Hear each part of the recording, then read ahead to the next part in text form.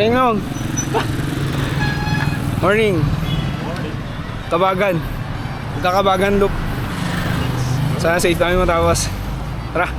Diyos taong mani kumungamin, magandang araw. This is June of Pedal Pinoy. Sa ride na to ay tatahakin namin ng aking pinsan na si Kuya Paul ang rutang tinatawag naming Kabagan Loop. Dadaanan namin ang mga bayan ng Enrile, Santa Maria, Cabagan at San Pablo. Nag-side trip din kami sa kilalang micro-cave climb na matatagpuan sa bayan ng Enrile. Well, technically, ang ruta na aming tinahak should not be called Kabagan Loop since the route passes through Cabagan's neighboring towns na aking nabanggit. Pero nakasanayan na namin tong tawaging Kabagan Loop dahil na rin siguro Cabagan ang aming main destination at resting point. Maraming beses na namin tinahak ang Kabagan Loop, di ko na mabilang kung ilang beses pero espesyal pa rin sa akin ang rutang to kasi naging malaking parte ito ng aking cycling life for the past 6 years. Nakatulong to sa paghubog ng aking passion sa pagbibisikleta. As I've said, usual na namin ginagawa ang ride na to. But this is different and challenging because when we did this, I am still recovering from a 12-kilometer activity na pinaghalong walk and run that I did before the ride. My legs are still fatigued but I can feel na kaya ko pa naman kaya tinuloy ko pa rin ang ride. Gusto ko kasing subukang itest ang aking limit. Tara, samahan nyo kami ni Kuya Paul sa Kabagan Loop ride na to. To exit Tuguegarao City papuntang Enrile, kailangang daanan ang Buntun Bridge. Ang Buntun Bridge ay ang pangalawang pinakamahabang tulay sa bansa that crosses a body of water. Pinasinayaan ito noong 1969. Matanda na ang tulay na to pero patuloy pa rin pinagsisilbihan ng mga commuters at mga motorista mula sa loob at labas ng syudad ng Tuguegarao. Ito ay naging malaking parte ng kasaysayan at pagyabong di lamang ng syudad ng Tuguegarao kundi maging ng probinsya ng Cagayan. It is believed that the bridge is long enough for a person to recite the entire Philippine national anthem while crossing. If you want to prove it, you can try it if ever magawi kayo rito.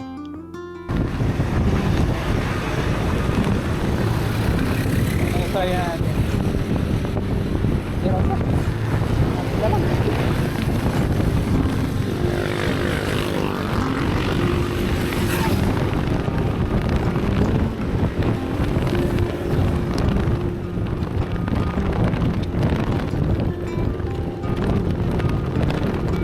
Dito. So wala na kapag right turn and relay kapag left turn. So left turn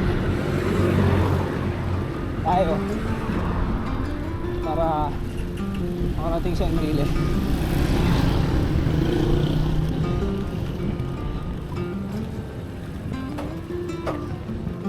This part is called Magdarulog.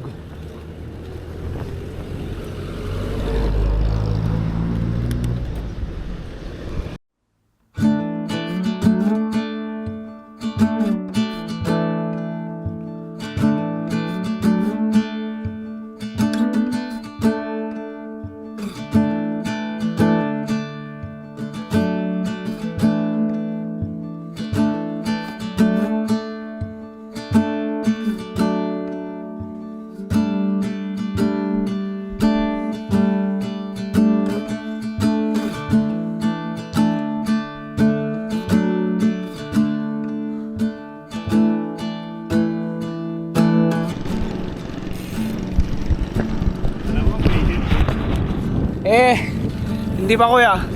Hindi ko pa natatry tignan yung gradient. Pero mukhang kwan naman. Kaya naman siguro. Dami nga lang siko. Siguro mga sa 3-4 gano'n yata. Hindi ko sure. Natry na lang natin.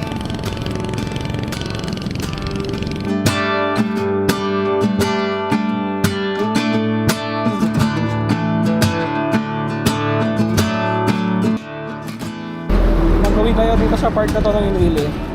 Ito yung part na patag. Ang bayan ng Enrile ay isang first-class municipality na kilala bilang isang predominantly agricultural town. Enrile is bounded by the town of Solana, city of Tuguegarao, and municipality of Santa Maria. It is also known as the peanut capital of the Philippines. Enrile is also one of the gateways to the province of Kalinga. Historically, ang Enrile ay dating baryo ng Tugigaraw na pinangalan ng Kabug at minsay tinuring na virgin forest. Pero dahil sa paglaki ng populasyon at pag-usbong ng produksyon, ito ay nahiwalay sa Tugigaraw noong 1849 at pinangalan ng Enrile bilang pagkilala kay Gobernador General Pascual Enrile na mayroong malaking kontribusyon sa konstruksyon ng highway sa Luzon noong panahon ng Espanyol. Oras wala pag-aano ng sakyan ng dumadaan.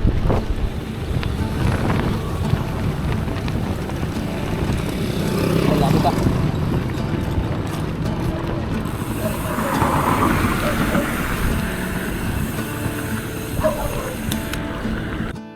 Sa puntong to ng ride, tinanong ko ulit si Kuya Paul kung tutuloy kami pa microwave kasi malapit na.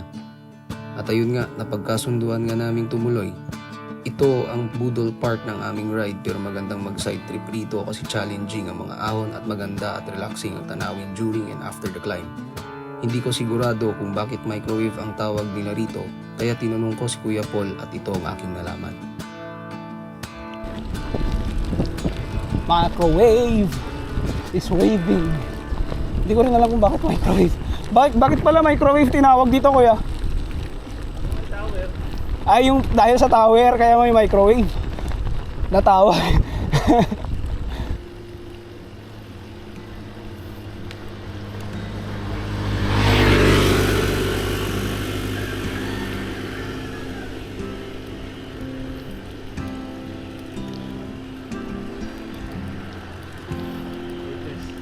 My goodness.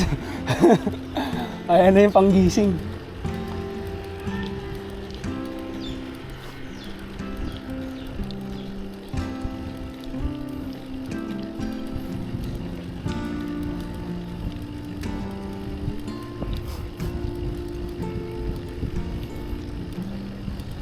Strategy sa pag-akyat.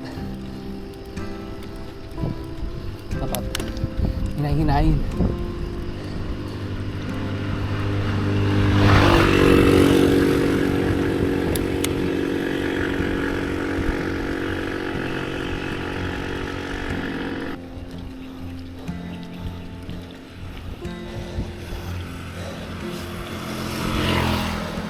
Walang ibang siklistang sa bayan ngayon.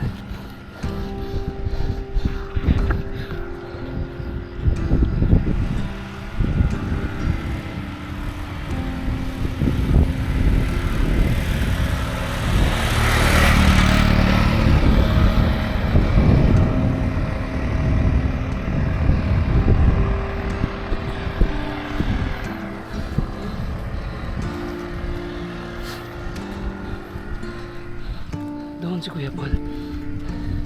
Hinihinay-hinay niya. Ngayon lang siya ulit aakyat dito gamit ang bisikleta. So, medyo hinay-hinay. Pero pag makuha niya ulit ang endurance niya, iiwanan niya ako yan sa akyatan.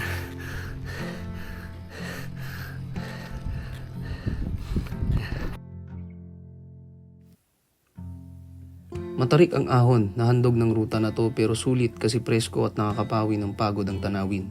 Tuwing umaahon ako rito, mas nangingibabaw ang meditative vibe kaysa suffering. And it reminds me na I don't really need to always go fast to get to where I want or need to be. Pumapatak ng 9 to 10 kilometers per hour ang takbuhan. Kahit mabagal ang pagpadyak, makakarating at makakarating pa rin sa paroroonan.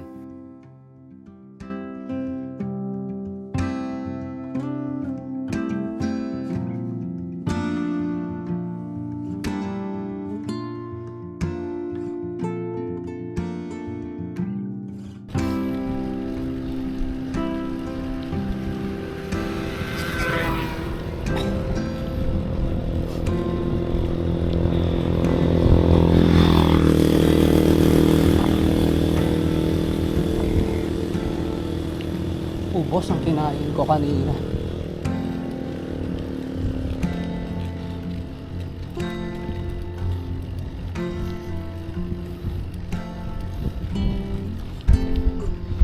Kita naman, hinay-hinay lang. Nasa 12 lang speed. 10, 11. Hirap na kasi. Sagad. Mahaba pa. Ang gugugunin. Pumunta pa kami sa Bela.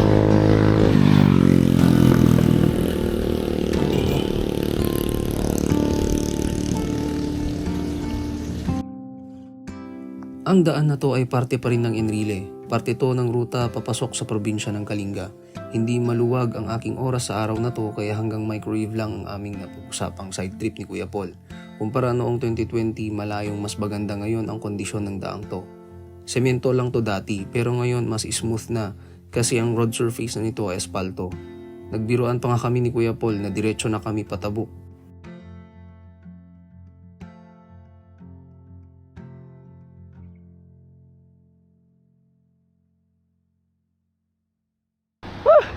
Go, Kuya Paul! Woo! Ale, ale, ale, ale! Diretso! Kaya yan! Diretso tabok! Diretso tabok na! Diretso tabok! Woo! Hey! Microwave!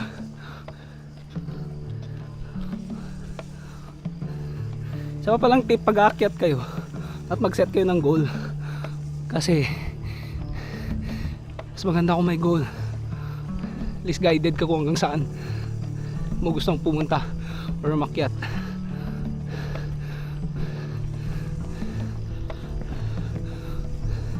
Pag may goal ka kasi, mas determined ka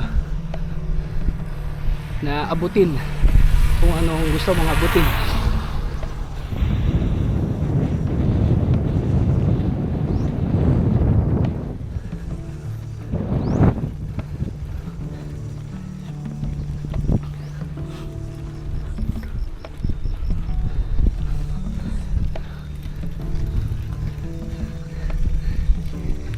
Yahoo! Microwave!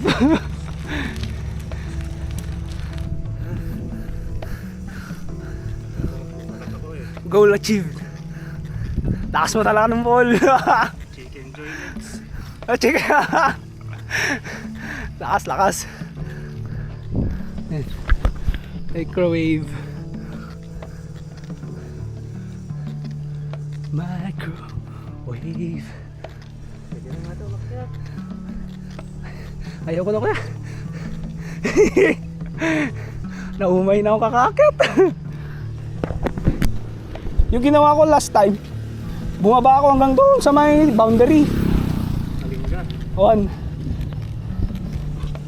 Pero hanggang dito na lang tayo, kuya. After a quick rest, lumusong na kami ni Kuya Paul. Quick rest lang dahil mahaba pa ang aming bubunuing distansya papuntang Kabagan.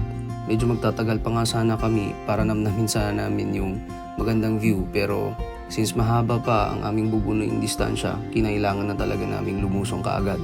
Kung ano ang inahon namin kanina ay siya rin naming nilusong. While the speed is enjoyable, heightened ang road awareness dahil twisty ang daan at para maiwasang mag-overshoot. Relaxing ang lusong na to dahil sa magandang view. Enjoy the POV of the infamous microwave descent.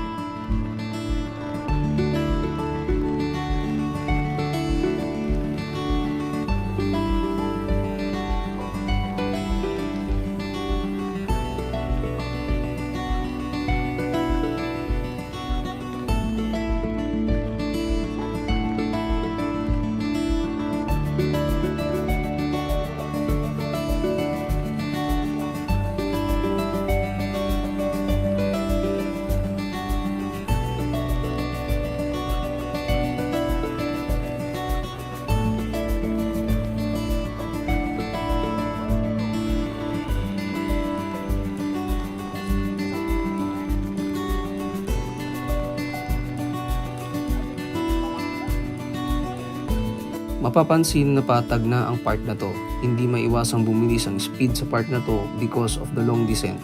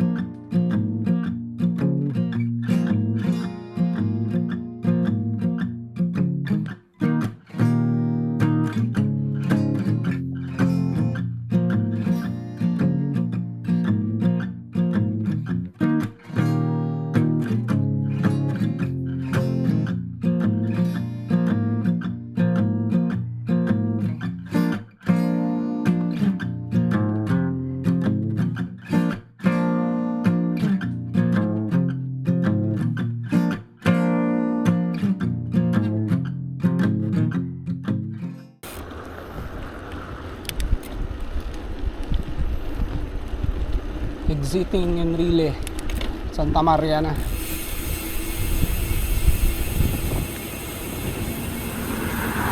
Mapapansin nyo, maganda yung tree line. Mahogany yung mga yan, hindi ako nagkakamali eh. Ang ganda.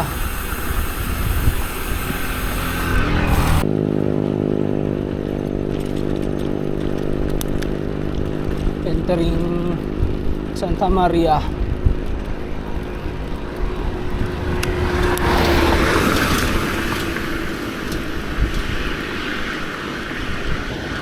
Pag mag right turn puntang Naganlacan, papuntang Rojas, right turn, papuntang Quezon, right turn. Pero kapag diretso papuntang Santa Maria, ayan, kita naman. So kung papa Manila, right turn, pag Santa Maria, kakaan straight ahead. Ang landmark ng Santa Maria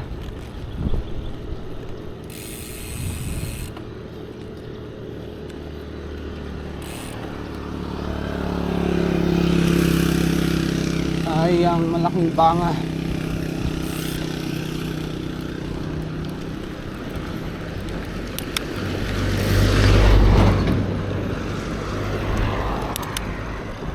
Ito naman na yung malaking banga.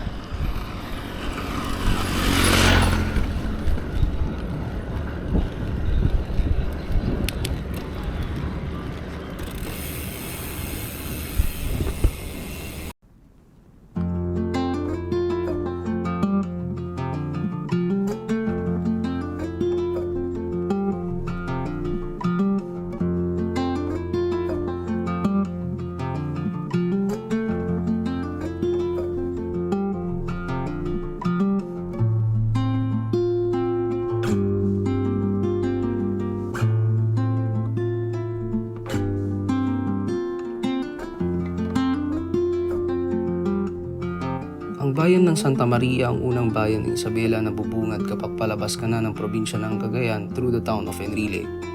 Pagpasok rito ay kapansin-pansin ang malaking palayok. Kilala ang Santa Maria sa tradisyon ng pamamalayok kaya naman binansagan itong Banga Center.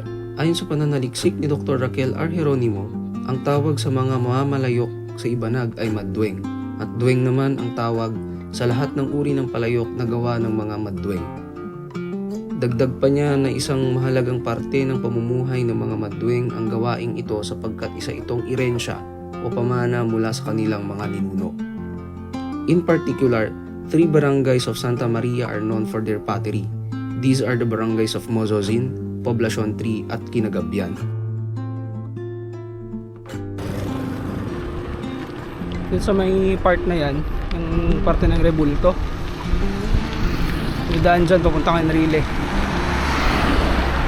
connecting Santa Maria and Enrile.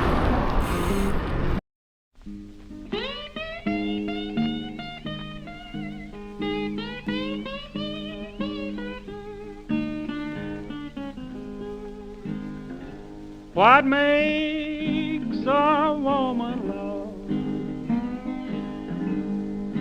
hang her weary head and cry. Nakita ko kanina, allowed yung bus kuya eh. Allowed ang bus. Pero yung mga trailer trucks, hindi pa pwede. At this point of the ride, we are now crossing the Santa Maria Bridge. Ang tulay na to ang kapalit ng overflow bridge connecting the towns of Santa Maria and Cabagan. Mabuti at maaari na tong daanan ng mga light vehicles. Ayon sa DPWH, ang tulay na to ay isang 12-span bridge na malaking tulong sa pagbawas ng oras ng biyahe papunta sa Cordillera o sa mga karatig bayan. Nagsisilbi rin itong koneksyon sa pagitan ng Santiago, Tuguegarao Road at Daang Maharlika o ang Cagayan Valley Road. From Georgia up to Maine, they get you in the same old way. But give me a woman love from down Nakabling kaso. in Tignan nyo to guys.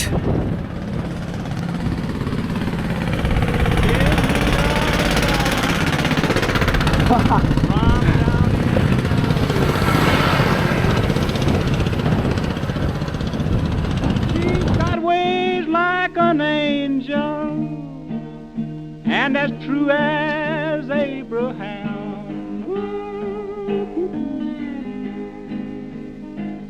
You can go to a woman when you Ito na kami sa Cabagan. Ito yung push na lang. you can go to a woman So may 7-Eleven ang aming punta. in your USA. From Georgia up to Maine, they get you in the same old way. But give me a woman love from down in old Alabama. Give me a woman from down in Alabama. She's got way. Touchdown 7-Eleven. Rest muna, saglit.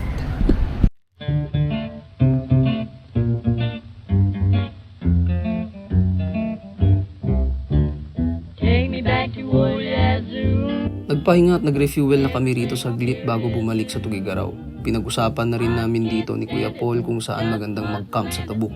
If may alam kayong magandang campsite sa Tabuk or somewhere in Kalinga, you may leave it sa comment section. We would appreciate if may suggestion kayo. Siya nga pala, ang bayan ng Cabagan ay kilala sa pansit nito. Pamilyar na sa karamihan ang pansit Cabagan. Pero sa ride na to ay hindi na kami nagpansit kasi we opt not to take heavy food since malapit lang naman ang Tuguegarao. Get your rice and beans. If you don't like greens and ham, just get your Bilis na. Pabalik na kaming Tuguegarao. Okay. Pabalik na kaming Tuguegarao, Cabagan. And then, may isang bayan pang lalampasan, San Pablo. Tuguegarao na. So, mag-bypass road kami. Mas mabilis kami makarating.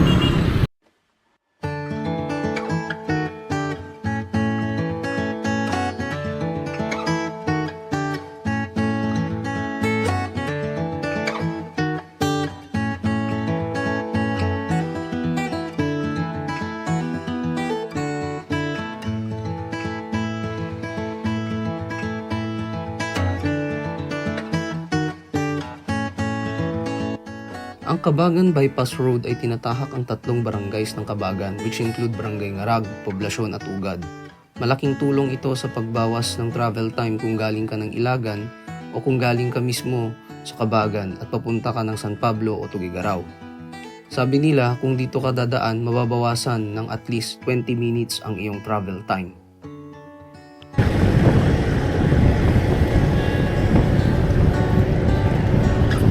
naka 42 kilometers na kami.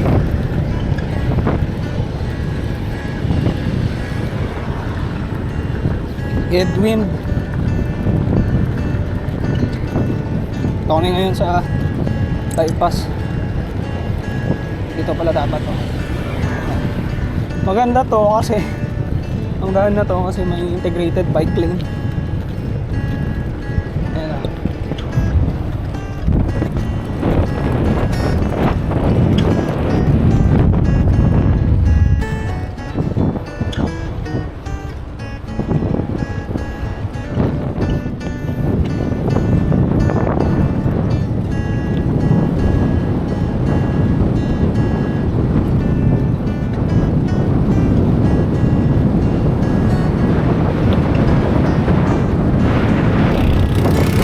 Pablo.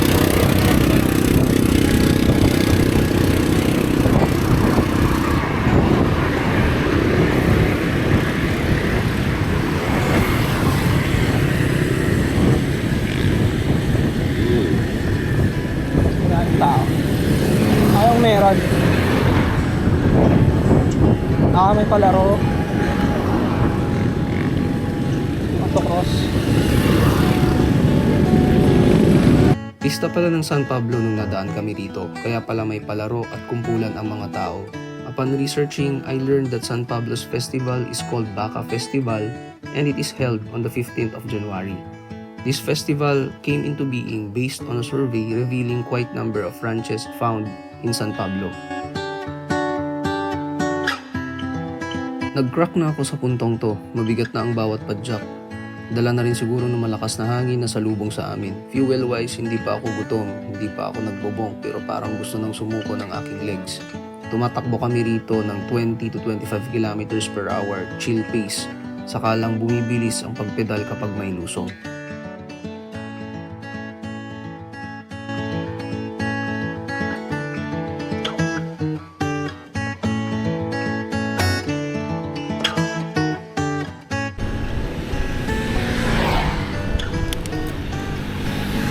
Pag nadaan kayo dito sa San Pablo, dito nyo matatagpuan yung mga nagbebenta ng gatas sa gilid ng daan. Ang alam ko, gatas ng kalabaw yung binibenta nila dito. Maya makikita nyo may mga bote sa gilid ng daan. Yung mga yun ay gatas.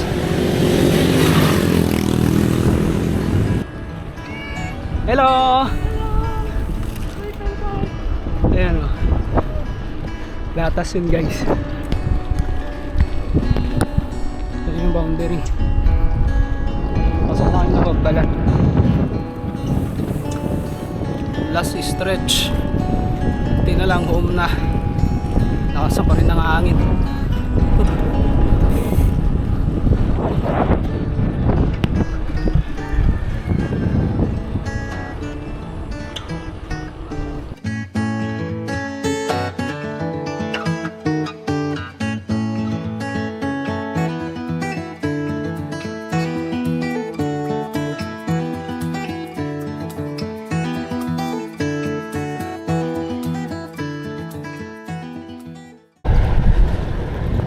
Lakas ang hangin.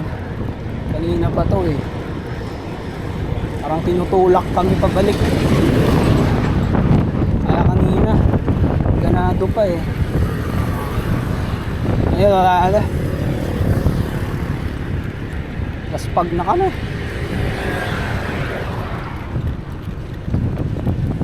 Hindi na lang, hindi mainit. Ang tulong din yung ganitong weather.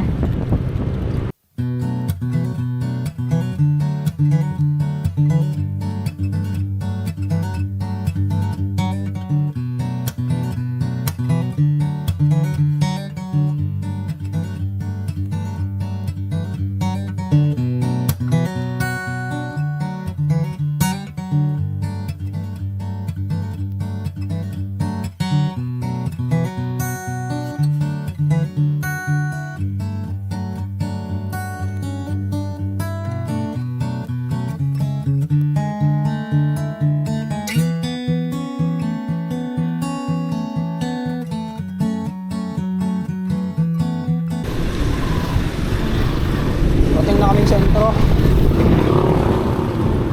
Plaza na to.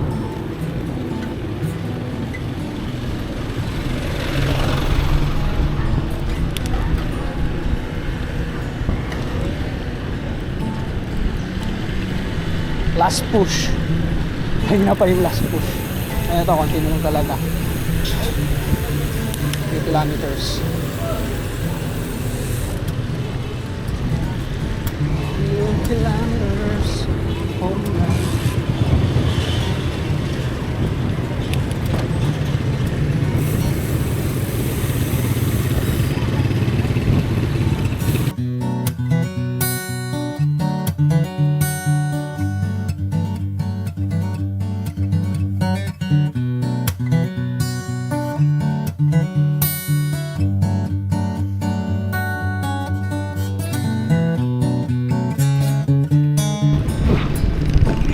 Ingat, ingat. Shout out. Ingat dong, ingat.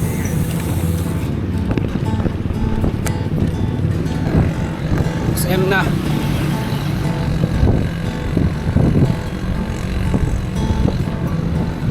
SM na, so malapit na.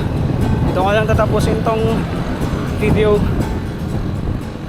After the ride, I had a reflection. I was reminded that you can push yourself to go beyond and meet your breaking point to the extent that you take a brief pause and question yourself why you are doing it. And when you introspect, you somehow find an answer that to be in discomfort is part of existence and instrumental in discovering one's purpose.